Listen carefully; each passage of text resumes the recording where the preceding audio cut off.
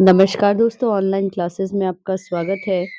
तो हम 10th class की एनसीईआरटी के क्वेश्चंस पेपर्स को लेके आए हैं। पुराने क्वेश्चन पेपर को सॉल्व करेंगे और आज हम साइंस के पेपर को सॉल्व करेंगे सीबीएसई के। ये सेट 1 है देखिए, और साइंस का पेपर है ये, ठीक है? और कोड है क्वेश्चन पेपर का 3111 और 3 घंटे का टाइम रहेगा, ठीक है? मैक्सिमम मार्क्स 80 नंबर का रहेगा ये क्वेश्चन पेपर। और इसमें देखिए सभी क्वेश्चन अनिवार्य हैं, सभी प्रश्नों को करना है। तो हम हिंदी इंग्लिश दोनों में करने की कोशिश करेंगे। देखिए सारे ऑल क्वेश्चंस आर कंपल्सरी। तो सबसे पहले हम सेक्शन ए को देखेंगे और देखते हैं। इसमें पहला क्वेश्चन है, select and write the most appropriate option out of 4 option given for each of the question 1 to 20। There is no negative mark for incorrect response, है ना?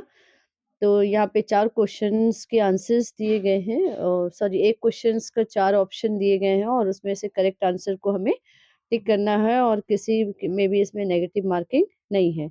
तो फर्स्ट क्वेश्चन देखते हैं। When 2 ml of sodium hydroxide, ठीक है, NaOH का solution is added a few piece of granulated zinc in a test tube and then warm, the reaction that occurs can be written in the form of a balanced chemical equation। तो यहाँ पे NaOH के solution में हम कुछ piece जो है granulated zinc का डालते हैं और गर्म करते हैं।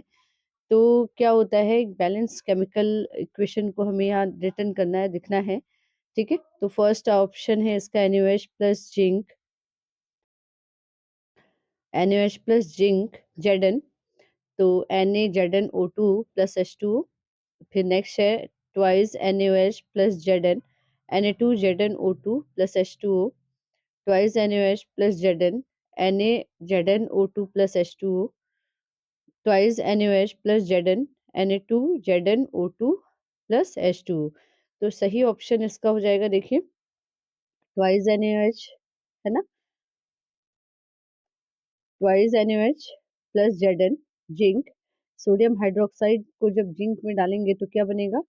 Sodium by zinc oxide, sodium by zinc oxide, यानी कि Na2ZnO2 प्लस H2O, ठीक है? तो ये वाला ऑप्शन क्या होगा सही? करेक्ट ऑप्शन कौन सा है? सेकंड वाला। नेक्स्ट है, select the form of following और decomposition reaction in which source of the energy for decomposition is light. तो लाइट के डिकम्पोजिशन को इसमें दिखाना है। इसका फर्स्ट ऑप्शन है twice FeSO4 Fe2O3 plus SO2 plus SO3। Second option है twice H2O equal to twice H2 plus O2, twice AgBr equal to twice Ag plus Br, और CaCO3 equal to CaO plus CO2, ठीक है? तो सही option क्या हो जाएगा? Decomposition of light को दिखाना है तो सही ऑप्शन हो जाएगा twice Ag equal to twice AgBr equal to twice Ag plus Br2, ठीक है?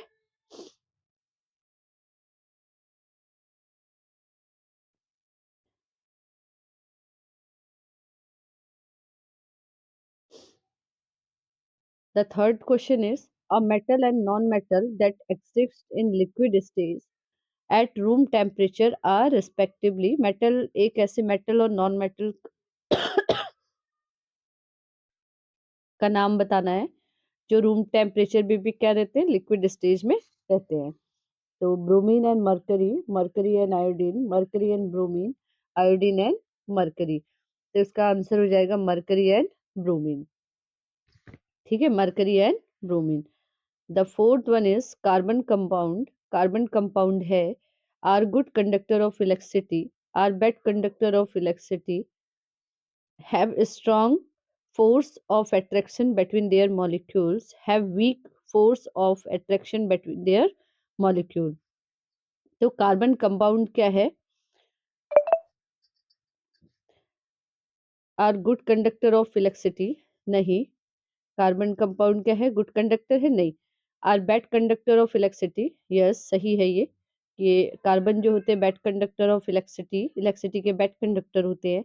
Have strong forces of attraction between their molecules, इनमें क्या होता है, स्ट्रॉन्ग फोर्सेस होता है इनके मॉलिक्यूल्स के बीच में, नहीं ये भी रॉन्ग है। तो last one is have weak force of attraction between their molecules, तो second and fourth are right. Second और फोर्थ ऑप्शन क्या है, सही है। तो आंसर नंबर थर्ड सी जो है वो सही होगा, फोर्थ का C. Consider the following compounds, FeSO4,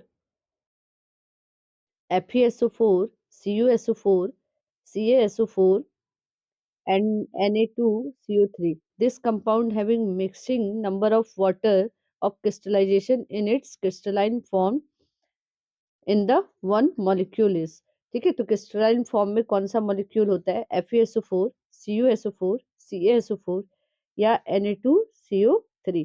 तो Na2CO3 क्या होता है, क्रिस्टलाइन फॉर्म में होता है, सोडियम बाई कार्बोनेट, ठीक है। इसको कहते हैं हम, क्या कहते हैं, sodium bicarbonate, sodium bicarbonate, ठीक है, सोडियम बाई कार्बोनेट।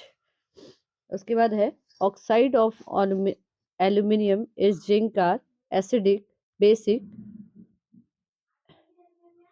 ए फोट्रिक और न्यूट्रल। तो एल्यूमिनियम के और जिंक के ऑक्साइड्स क्या क्या होते हैं, तो क्या होते हैं ये, एम्फोटेरिक, ठीक है, amphoteric. Mn MnO2 plus 4HCl equal to MnCl2 plus twice H2O plus twice Cl2. The reaction given above the redox reaction because in this case, ठीक है। तो इसमें से redox reaction होता है क्यों, ऊपर वाली ऊपर वाली रिएक्शन में आपका रिडॉक्स रिएक्शन होता है क्योंकि देखते हैं MnO2 is oxidized and HCl is reduced, HCl is oxidized, MnO2 is reduced, MnO2 is reduced and HCl is oxidized।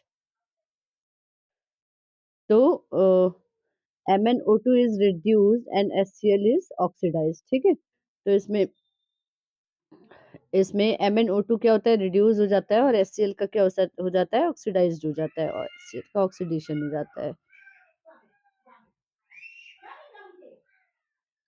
Consider the following statement: the sex of child determined by what is inherited from the mother. The sex of child determined by what inheritance from the father. The probability of having a male child is more than that of female child. The sex of child is determined at the time of fertilization when male and female gametes fuse to form a zygote, ठीक है। तो इसमें से the sex of child is determined by the what is inherited from the mother, so this one is wrong। The sex of child determined by what is inherited from father, it is correct। The probability of having a male child is more than that the female child, it is also wrong।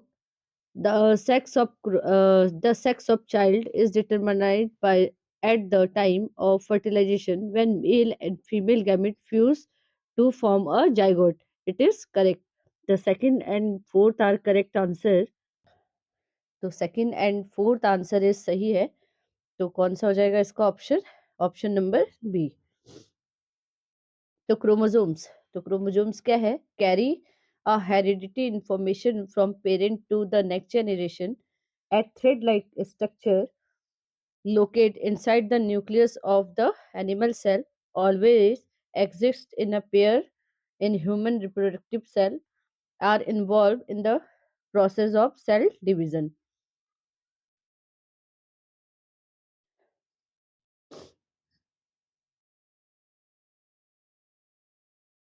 तो chromosome क्या होता है? एक heredity material होता है जो parents body से हमें नेक्स्ट जनरेशन में देखने को मिलता है। पेरेंट डेड बॉडी से क्रोमोसोम एज़ इट इज़ हमें मिलता है, जो नेक्स्ट जनरेशन में इन्फॉर्मेशन हेरिडिटी इन्फॉर्मेशन को पहुँचाता है ना? तो ये इट इज़ करेक्ट है। Are thread like structure locate inside the nucleus of an animal, ये इट इज़ रॉन्ग। और नेक्स्ट है always exist in a pair or in human reproductive cell, it is wrong. Are involved in the process of cell division, it is right. तो ये क्या करता है? ये cell division में क्या करता है? इन्वॉल्व होता है ना? और ये कैसा होता है? थ्रेड लाइक स्ट्रक्चर होता है। क्रोमोसोम एक जेनेटिक मटेरियल है, इनहेरिटेंसी मटेरियल है ना? तो correct in in correct sentence कौन सा हो गया? एक तो फर्स्ट वन और एक फोर्थ वन। तो देखिए first one and fourth one third, तो इसका करेक्ट आंसर क्या हो जाएगा? सी।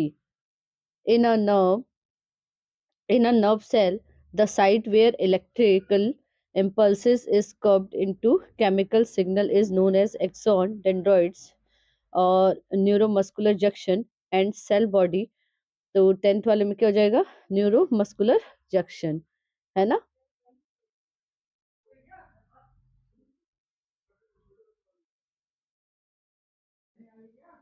Stomata close when stomata close होता है, it need carbon dioxide for the photosynthesis, इसे कार्बन डाइऑक्साइड की आवश्यकता होती है फोटोसिंथेसिस में।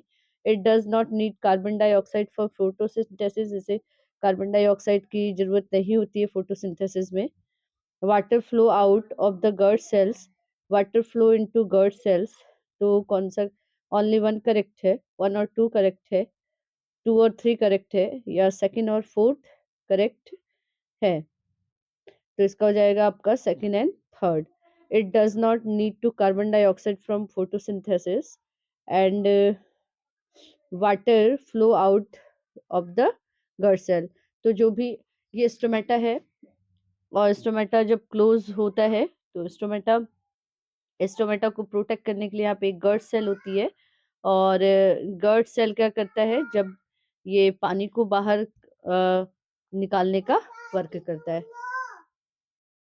At what distance from the convex lens should an object be placed to get an image of the same size as that the object on the screen? ठीक है? तो beyond twice of focal length of the lens, at the principal focus of the lens, at twice the focal length of the lens, between the optical center of the lens and its principal focus. ठीक है? तो आपका क्या होगा? Twice of the twice the focal length of the lens. तो आपका ये answer क्या हो जाएगा? सही हो जाएगा, twice the focal length of the lens. ठीक है?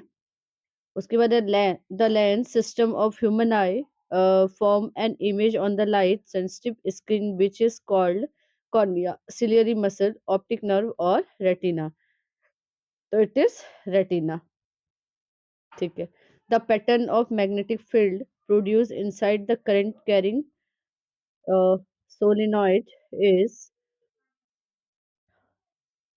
तो इसमें से आपका मैग्नेटिक फील्ड में करंट जो करंट कैरी करता है वो कौन सा है? तो ए ऑप्शन शो कर रहा है, बी कर रहा है, सी कर रहा है या डी कर रहा है? तो ऑप्शन नंबर ए। ठीक है? हमेशा करंट जो फ्लो होता है वो कहाँ होगा? आपके parallel to each other.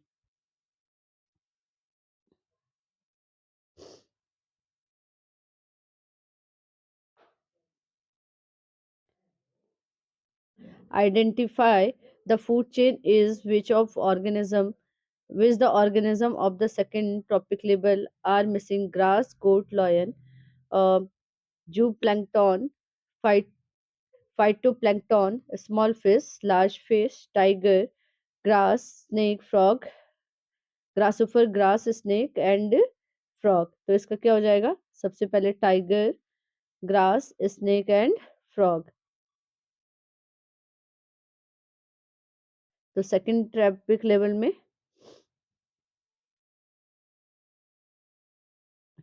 Tiger, grass, snake and frog are missing, है ना?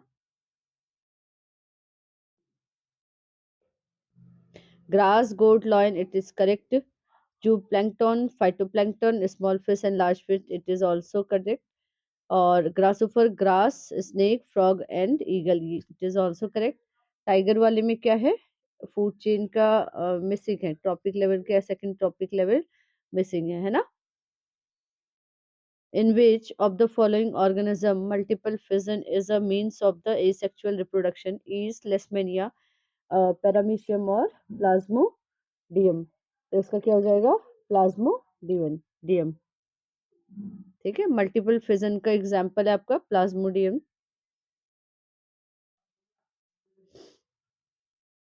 इसके बाद यहाँ पे रीजन्स दिए हैं, असर्शन दिया है और रीजन्स दिए हैं इनके। और इसमें हम पहला असर्शन देखते हैं। Hydrogen gas is not evolve when zinc react with the nitric acid. Nitric acid oxide or hydrogen gas produced to water and itself gets reduced. Accumulation of harmful chemical is, इसमें देखिए दोनों सही है और A R का क्या करता है, करेक्ट एक्सप्लेनेशन करता है, या ए और आर सही है लेकिन आर ए की सही आपका एक्सप्लेनेशन नहीं करता है। ए सही है आर गलत है, या ए सही है आर गलत है। तो इसमें क्या है, ए ऑप्शन बिल्कुल सही है, दोनों सही हैं और ये इसका सही एक्सप्लेनेशन, ए जो है आर का सही एक्सप्लेनेशन करता है। Accumulation of harmful chemical is maximum in the organism at the highest trophic level of the food chain. Harmful chemicals are sprayed on the crops to protect them from the disease and pests. ठीक है, तो इसका क्या है कि ए और are दोनों सही है लेकिन आर ए का सही एक्सप्लेनेशन नहीं करता है ना।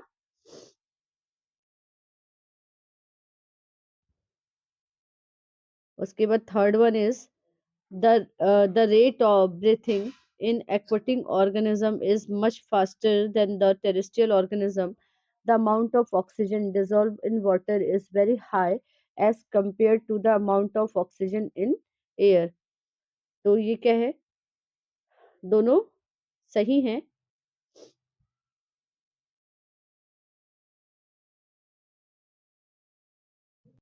सॉरी, दोनों सही नहीं है। assertion ए जो है वो ट्रू है बट आर क्या है, रॉन्ग है ना।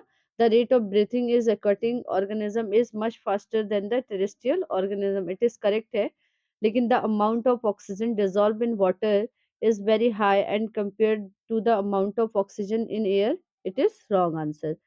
The rainbow is natural spectrum of sunlight in a sky. Rainbow formed in a sky when the sun is overhead. The water droplets are also present in water. तो assertion A is true but reason R is false. तो ये वाला क्या है, wrong है, और assertion A क्या है, सही है। उसके बाद देखते हैं section B. Name the type of chemical reaction in which calcium oxide react with water. Justify your answer by giving balanced chemical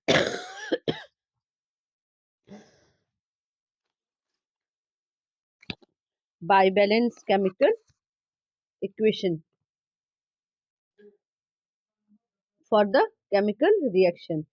तो combination of reaction, ठीक है, सिंगल प्रोडक्ट फॉर्म, ठीक, सिंगल प्रोडक्ट कोई भी फॉर्म्ड होगा और any other, जैसे मान लीजिए कैल्शियम ऑक्साइड है, कैल्शियम ऑक्साइड को अगर हम वाटर से रिएक्ट कराएंगे, ठीक है, कैल्शियम ऑक्साइड कैसे सॉलिड है और ये लिक्विड है, अगर इसको हम रिएक्ट कराएंगे तो क्या बनेगा, कैल्शियम हाइड्रोक्साइड, CaOH का होल ट्वाइस, CaOH का whole twice plus heat, plus में क्या निकलेगी, हीट, ठीक है, प्लस में हीट, CaOH का होल ट्वाइस, CaOH का होल ट्वाइस प्लस हीट, ठीक है, ठीक है। तो इसका मतलब क्या है, क्विक लाइम को, और जैसे CaO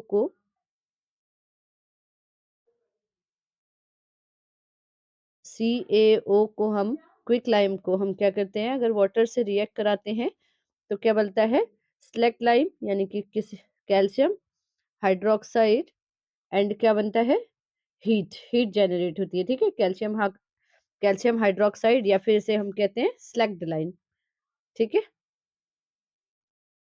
उसके बाद नेक्स्ट, हाइड्रोक्लोरिक एसिड का वर्क क्या है? हाइड्रोक्लोरिक एसिड का वर्क है टू क्रिएट एसिडिक मीडियम, ठीक है? मीडियम को एसिडिक करना for facilitating the action of enzyme kills micro organism, micro organism को किल करने के लिए, ठीक है? विलाई का काम क्या है? Increase the surface area for absorption of digested food, ठीक है? तो डाइजेशन फूड के एरिया को क्या करना? इंक्रीज करना। एनल स्पिक्टर का काम क्या है? Exist of waste material from anus is regulated, ठीक है? एनएस को रेगुलेट करने के लिए क्या करता है? वेस्ट मटेरियल को आउट करता है। उसके बाद लाइपेज का वर्क क्या है? तो ब्रेक डाउन या डाइजेशन ऑफ एमल्सिफाइड फैट और लिपिड, है ना? तो ब्रेक डाउन करना फैट और लिपिड का, ब्रेक डाउन करना फैट एंड लिपिड का, फैट एंड लिपिड का, ठीक है? ठीक है। How is the movement of leaves of sensitive plant different from the downward movement of roots? तो जो मूवमेंट ऑफ सेंसिटिव प्लांट है, लीव्स की, सेंसिटिव प्लांट के लीव्स की मूवमेंट है वो रूट्स की मूवमेंट से कैसे अलग है, ये बताना है। तो जो लीव्स होते हैं स्टिमुलस इन टच, तो सेंसिटिव जो लीव्स होंगी उसमें स्टिमुलस टच होगा, और जो रूट्स होंगी उसमें स्टिमुलस इज ग्रेविटी, ग्रेविटी के की तरफ स्टिमुलस होगा। और जो लीव्स होगी, सेंसिटिव लीव्स जो होंगी उसमें no growth is involve in the movement. और जो आपके रूट्स होंगे उनमें ग्रोथ क्या होगी? इन्वॉल्व होगी इन द मूवमेंट के। और जो लीव्स होंगी नॉन डायरेक्शनल होंगी, और जो रूट्स होंगे वो कैसे होंगे? डायरेक्शनल होंगे, ठीक है? नेक्स्ट क्वेश्चन इज, इन दोनों में से एक करना है लेकिन हम दोनों को एक्सप्लेन कर दे रहे हैं। There is hormone which regulate carbohydrate protein and fat metabolism in our body. Name the hormone and the gland which secrete it. Why it is important for us to have iodized salt in our diet, ठीक है? तो the hormones which regulated carbohydrate protein and fat metabolism in our body, तो carbohydrate protein and fat के metabolism को कौन वो करता है? तो थायरॉक्सिन, ठीक है? कौन करता है? थायरॉक्सिन, ठीक है? थायरॉक्सिन, ठीक। उसके बाद नेक्स्ट आंसर है आपका, नेक्स्ट है name the hormone and gland which secret it. अब इसे कौन सीक्रेट करती है? तो थायराइड ग्लैंड। कौन करेगा? थायराइड ग्लैंड, थायराइड ग्लैंड, ठीक है? और इसके बाद है why it is important for us have iodized salt in our diet. तो iodize is necessary for thyroid gland to make thyroxine hormone, ठीक है? आयोडीन जो होता है, आयोडाइड जो नमक है वो क्या है? इसलिए इम्पोर्टेंट है क्योंकि वो थायरॉक्सिन हार्मोन को बनाने में क्या करता है? हेल्प करता है। एंड जो गॉइटर डेफिशिएंसी होती है उसको ये रोकने में क्या करता है? हेल्प करता है। Deficiency of iodine is our diet cause goitre. अगर सॉरी, अगर आयोडाइड सॉल्ट की कमी हो जाएगी, आयोडीन की अगर कमी हो जाएगी, तो क्या होगा? गॉइटर, गॉइटर हो जाएगा, है ना? घींगा जिसे आप कहते हैं।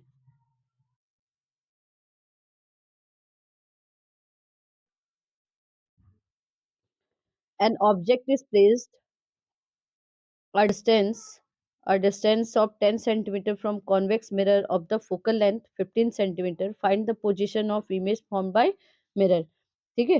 तो इसमें दे रखा है आपको क्या क्या दिया है हमें? एप दे रखा है 15 सेंटीमीटर, और यू दे रखा है -10 सेंटीमीटर, ठीक है? अब हमारे पास एक फॉर्मूला होता है 1/f equal to 1/b plus 1/u, है ना? तो 1/f दे रखा है आपको 10, और v हमें फाइंड करना है, u दे रखा है 1/-10, f दे रखा है 15। तो 1/15 इक्वल टू 1/b प्लस 1/-10। ये माइनस का 10 है, इधर जाएगा तो प्लस का 10 हो जाएगा, है ना? तो अब ये हो जाएगा 1/15 प्लस 1/10 इक्वल टू 1/V। इनका एलसीएम लेंगे तो कितना आ जाएगा 30 और 15 टू जा और 10 थ्री जा, ठीक है। तो कितना हो जाएगा 5/5/30। 5 1 जा 5, 5 6 जा 30, तो 1/6। तो 1/V इक्वल टू कितना आ गया 1/6। तो V इक्वल टू कितना हो जाएगा, V इक्वल टू कितना हो जाएगा 6 सेंटीमीटर, ठीक है। तो image is formed behind the mirror. इमर कहाँ इमेज सॉरी इमेज कहाँ फॉर्म्ड होगी, मिरर के पीछे, क्योंकि आंसर कैसा है पॉजिटिव।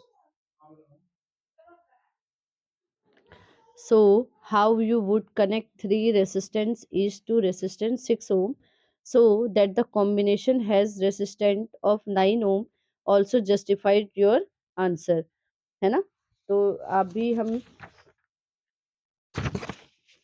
हमें क्या क्या दे रखा है, when two 6 resistance are connected in parallel, ठीक है। 6 resistance connected in parallel, ठीक है।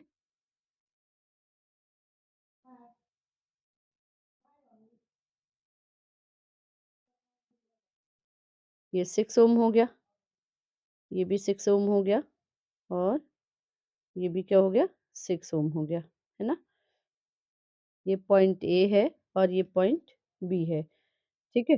And third resistance of 6 ohm is connected in a series combination, ठीक है। तो ये सीरीज कॉम्बिनेशन में जब कनेक्ट होता है तो क्या कर रहा है, then equivalent resistance will be 9 ohm. तो रेसिस्ट कितने ओम हो जा रहा है, 9 ओम का रेसिस्टेंस हो जा रहा है ना। तो 1/RP, ठीक है, 1 1/RP equal to 1/6 ohm plus 1/6 ohm, ठीक है। तो आरपी कितना हो जा रहा है 3 ओम। आरपी कितना हो जा रहा है,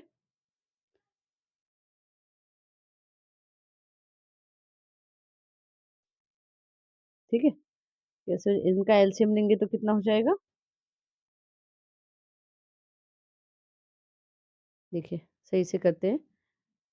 1/RP इक्वल टू कितना हो जाएगा 1/6 प्लस 1/6, ठीक है। तो कितना हो जाएगा, एलसीएम लेंगे तो इसका कितना आ जाएगा 6 और 1 प्लस 1, तो कितना हो जाएगा 2/6, तो 1/3। तो आरपी इक्वल टू 3। आरपी कितना हो जाएगा इसका 3।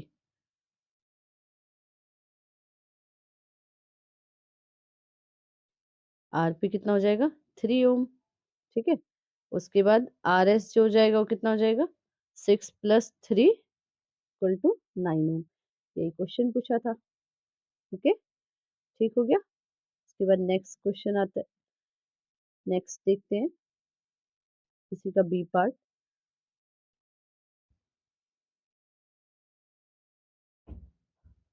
In the given circuit, calculate the power of consumed in watts in the resistant 2 ohm, ठीक है। तो अब इसमें देखिए 1 ओम प्लस 2 ओम, ठीक, इक्विवेलेंट रेसिस्टेंस है। आर जो हो जाएगा क्या हो जाएगा R1 प्लस R2। R1 कितना दिया है 1 ओम प्लस 2 ओम कितना हो जाएगा 3 ओम।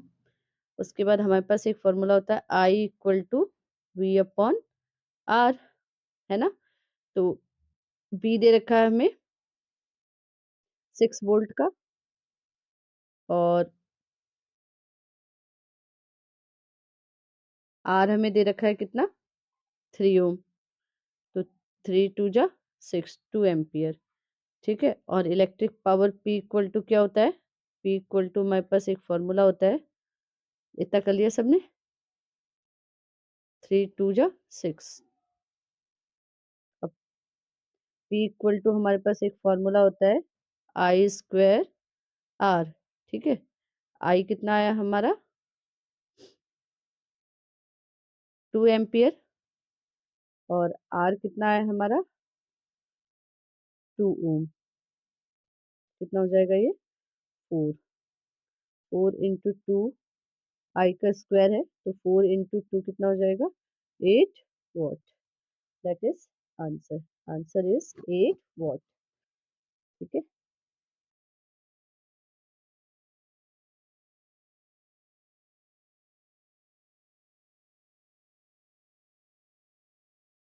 नेक्स्ट है आपका two magnetic field in lies lines do not intersect each other. Why? How is a uniform magnetic field is a given reason represented? Draw a diagram in your support. ठीक है।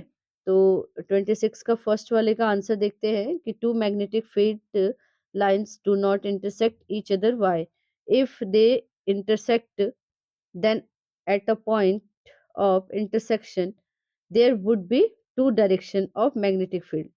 ठीक है। और compass needle would point toward two direction which is not possible। है ना। अगर magnetic field जो है इंटरसेक्ट करेंगे एक दूसरे को तो उसका जो कंपास है या जो जो कंपास है कंपास की निडल दो डायरेक्शन शो करेगी और मैग्नेटिक फील्ड की भी दो डायरेक्शन शो होगी जो कि कभी भी पॉसिबल नहीं है। इसलिए मैग्नेटिक फील्ड की डायरेक्शन कैसी रहेगी मैग्नेटिक फील्ड में जो लाइंस होती है वो कभी भी एक दूसरे को इंटरसेक्ट नहीं करेंगी। है ना। उसके बाद how is uniform magnetic field in a given region represented। ठीक है। Uniform magnetic field is represented by equidistance parallel straight line. तो मैग्नेटिक फील्ड जो होता है हमेशा कैसे क्या करेंगी पैरेलल डिस्टेंस को शो करेंगी। ठीक है। स्ट्रेट लाइन को। और ये इसके डायग्राम हो गए। ठीक है।